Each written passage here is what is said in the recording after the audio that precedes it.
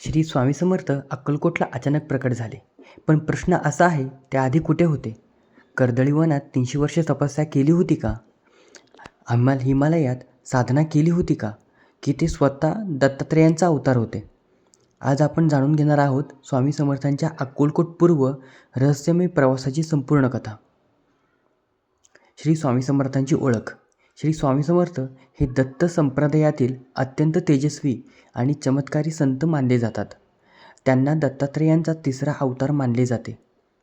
त्यांच्या जन्माबद्दल स्पष्ट अशी ऐतिहासिक नोंद नाही. काहींच्या मते त्यांचे मूळ नाव नृसिंह भान होते. काहींच्या मते नरसिंह सरस्वतींचेच पुढील रूप होते.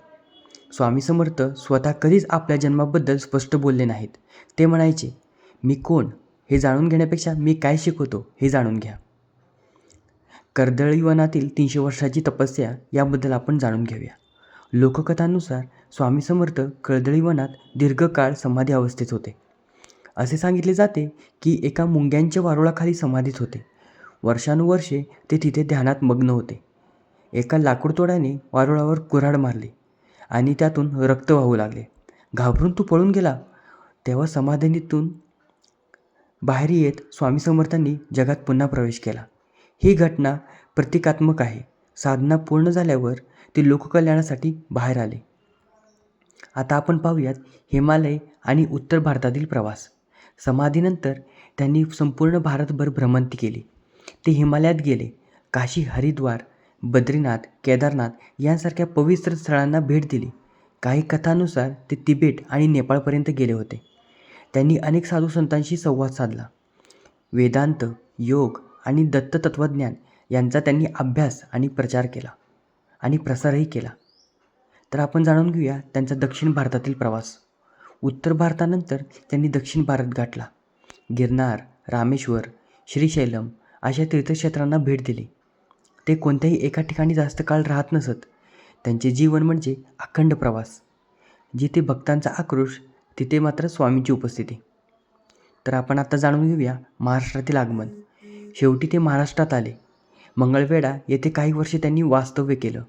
तेथे त्यांनी अनेक चमत्कार केले. आजारी लोक बरे झाले, गरिबांना मदत मिळाली, अनेकांना आत्मज्ञान मिळाले. मंगळवेढा, पंढरपूर, मोहोळ, सोलापूर या भागात त्यांचा प्रभाव वाढत गेला. लोक म्हणू लागली, हा साधा संन्यासी नाही, हा तर दत्तांचा अवतार आहे. तर आता आपण पाहूया अक्कलकोटमध्ये आगमन.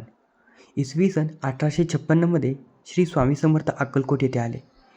चित्तोपंत टोळ यांच्या निमंत्रणावरून ते तिथे स्थिरावले. ते चोलप्पा महाराजांच्या घरी राहत असत. तेथे त्यांनी 22 वर्ष लोकांना मार्गदर्शन केले. त्यांच्या वाणीतील एक वाक्य आजही प्रसिद्ध आहे, भिवू नकोस, मी तुझ्या पाठीशी आहे. स्वामी समर्थांनी संपूर्ण भारत भ्रमण का केले? कारण त्यांना लोकांना शिकवायचे होते की ईश्वर सर्वत्र आहे. जाती धर्म भेद नाही. श्रद्धा आणि नामस्मरण हीच खरी साधना. अहंकार सोडा, भक्ती करा. त्यांचा प्रवास हा फक्त भौगोलिक नव्हता, तो आत्मज्ञानाचा प्रवास होता. आज लाखो भक्त अक्कलकोटला जातात, पण स्वामी समर्थांचा खरा प्रवास समजून घेतला तर लक्षात येते ते कुठल्याही एका ठिकाणचे नव्हते, ते संपूर्ण विश्वाचे होते. कर्दळी वनातील समाधीपासून हिमालयातील साधना आणि अखेरीस अक्कलकोटातील स्थिरता हा एक दैवी प्रवास होता. जर तुम्हाला स्वामी समर्थांवरील अशा आणखी गूढ आणि प्रेरणादायी कथा ऐकायच्या असतील तर व्हिडिओला लाईक करा, चॅनलला सबस्क्राईब करा आणि कमेंटमध्ये लिहा श्री स्वामी समर्थ.